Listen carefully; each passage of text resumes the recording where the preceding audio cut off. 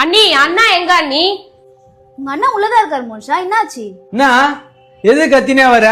என்னண்ணா நீ அம்மா கிட்ட செஞ்ச நகையை திருப்பி கேட்டாச்சியா?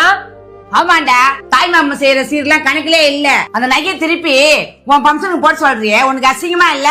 இதெல்லாம் எனக்கு பிடிக்காது. தாய் மாமா சீர்னா உனக்கு ஃபர்ஸ்ட் என்னன்னு தெரியுமா? தங்கச்சிக்கு போட்ட சீரையும் நகையும் திருப்பி கேட்க கூடாது, அதான் தாய் மாமா சீரு. காலங்காலமா எல்லாரும் இததான் செஞ்சிட்டு இருக்காங்க, நீ தான் புதுசா திருப்பி கேட்டாமிச்சிருக்க. ரெண்டு பேரும் வாய மூடுங்க. ஃபர்ஸ்ட் தாய் மாமா சீர்னா உங்களுக்கு என்னன்னு தெரியுமா?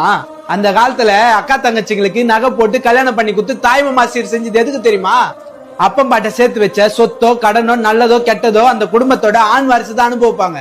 ஆனா அந்த வீட்டுல பிறந்த பொண்ணுங்களுக்கு இதுல எதுலயுமே பங்கு கிடையாது. அதனாலதான் அந்த காலத்துல பொண்ணுங்களுக்கு நகை நட்டு பண்ட பாத்திரம் சீர் சனத்தில செஞ்சு அமைச்சாங்க. ஆனா இப்ப இருக்கிறவங்க நகை சீரும் வாங்கிறீங்க, அப்பம் பாட்ட சேர்த்து வச்ச சொத்துல பங்கும் வாங்கிக்கிறீங்க, அதை தரல நான் கேஸும் போடுறீங்க. அதே குடும்பத்துக்கு ஒரு கடன் கஷ்டம்னா அதுல பங்கேற்றுக்க மாட்டீங்க. அந்த காலத்துல எதுக்கு நகை சீர் செஞ்சாங்கன்னே தெரியாம இந்த காலத்திலயும் சொத்தே இல்லைனாலும் நீ நகை சீர் செஞ்சுதான் ஆகணும்னு கூட பிறந்தவங்கள கஷ்டப்படுத்துறீங்க.